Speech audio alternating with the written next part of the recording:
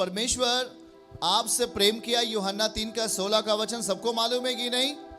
यूहन्ना 3 अध्याय 16वीं आयत में क्या लिखा है कि परमेश्वर ने जगत से ऐसा प्रेम किया कि उसने अपने इकलौते पुत्र को दे दिया, यीशु मसीह को दे दिया, हमारे आपके लिए बलिदान होने के लिए, हमारे आपके लिए, हमारे आपके पापों को लेने के लिए। दिया कि नहीं दिया? दिया कि नहीं दिया उसने? सोचो, परम पिता ने जगत से प्रेम किया कि उसने अपना इकलौता पुत्र आपको दिया और कहा ताकि जो कोई उस इकलौते पुत्र पर विश्वास करे, उसके दिए गए वचनों पर विश्वास करे, वो उद्धार पाएगा, वो छुटकारा पाएगा, वो शांति पाएगा। हाँ या ना? इसका मतलब यीशु आया तो उद्धार लेके आया, यीशु आया हमारे लिए शांति लेके आया। आमीन कहेंगे? भजन 115 अध्याय और उसकी 12वीं आयत आपकी खुशखबरी है। आप जब इस वचन को अभी पढ़ेंगे तो आप आमीन के साथ इसे रिसीव करेंगे, ठीक है? चलिए हमारे साथ वचन को खोलिए और भजन 115 अध्याय और 12वीं आयत आपके लिए गुड न्यूज है। ओके, पढ़िएगा इसको हमारे साथ जल्दी से। लिखा है, यहोवा परमेश्वर ने हमको स्मरण किया है कि वह आशीष देगा। ये गुड न्यूज है आज आपके लिए। परम पिता ने हमें याद किया है कि आज मैं अपने बच्चों को क्या देने वाला हूं। हालेलुया। जरा ध्यान से सुनिए, इंसानों के अंदर से जब आशीष चोरी हो जाती है, जब आपके अंदर से आशीष को चुराने वाला शैतान जब आपके अंदर से आशीषों को चुरा लेता है, आपके अंदर से अभिषेक को चुरा लेता है, वो चोर है। क्या है वो? देखिए ध्यान से सुनिए, आज परम पिता हमें क्या देने वाले हैं। उसने कहा, हमारे साथ इस वचन को दोहराइए, अपने मुख से बोलिए। क्या लिखा हुआ है? बोलिए, यहोवा ने, यीशु ने हमको याद किया है। परम पिता ने आज हमें स्मरण किया है कि वो आपको क्या दे। ठीक ठीक वो लिखा है, आशीष देगा। वो इज़राइल के घराने को आशीष देगा, वो हारून के घराने को आशीष देगा। अर्थात परम पिता ने आपको याद किया कि नहीं किया? वो मैं नहीं बोल रहा, वो आप जिसके पास आए हैं वही आपको कह रहा है कि मैंने तुझे याद किया है बेटे, इसलिए तू आज मेरे सामने है। इसका मतलब आप महत्वपूर्ण हैं, आप उसके संतान हैं। आमीन कहें?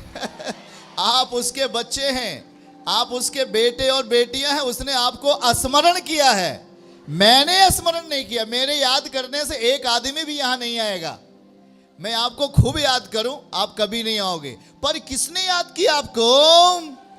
उस दुनिया के बनाने वाले ने अपने बेटे बेटियों को याद किया है कि वो आपको आशीष दे।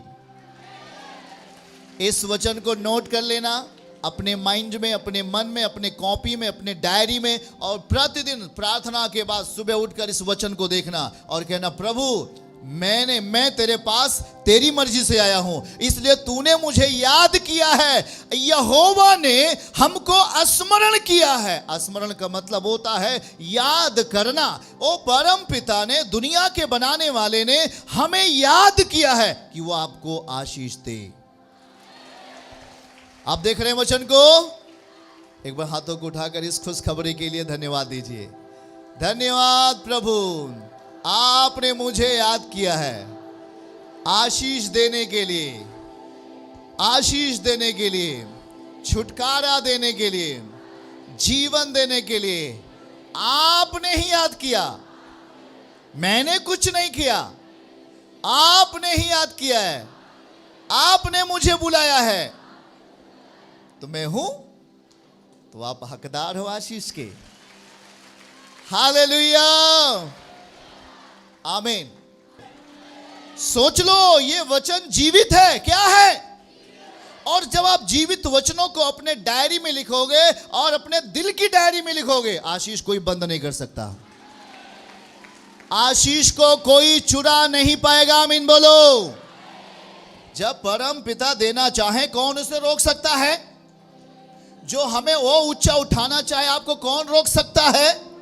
इसलिए वो कहता है भैया मैंने स्मरण किया है। तो हमें भी इस बात को क्या कर लेना है? स्मरण कर लेना है। क्या कर लेना है? जब वो हमें याद किया तो हमें भी क्या करना चाहिए?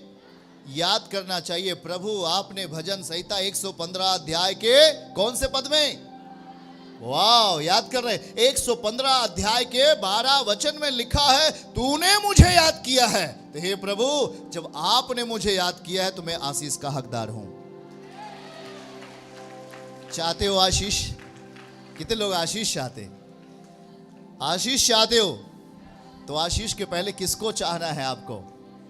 आशीष किसके द्वारा आएगी? यीशु के द्वारा, उसके वचन के द्वारा। आमीन बोलो। क्योंकि उसका वचन ही आपका आशीषों का स्रोत बनेगा। क्या बनेगा?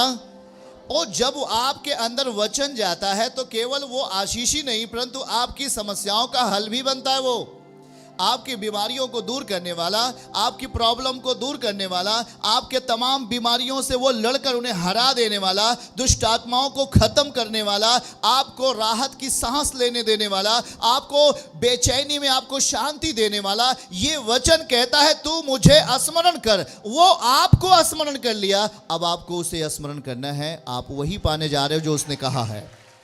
आमीन। चर्च की सभी प्रार्थनाओं को और परमेश्वर के दास के द्वारा टीचिंग सुनने के लिए और अपडेट्स को जानने के लिए हमारे इस चैनल को सब्सक्राइब करें और साथ में बेल आइकन को जरूर दबाएं ताकि जब भी लाइव प्रार्थना हो तो सबसे पहले आप देख सकें।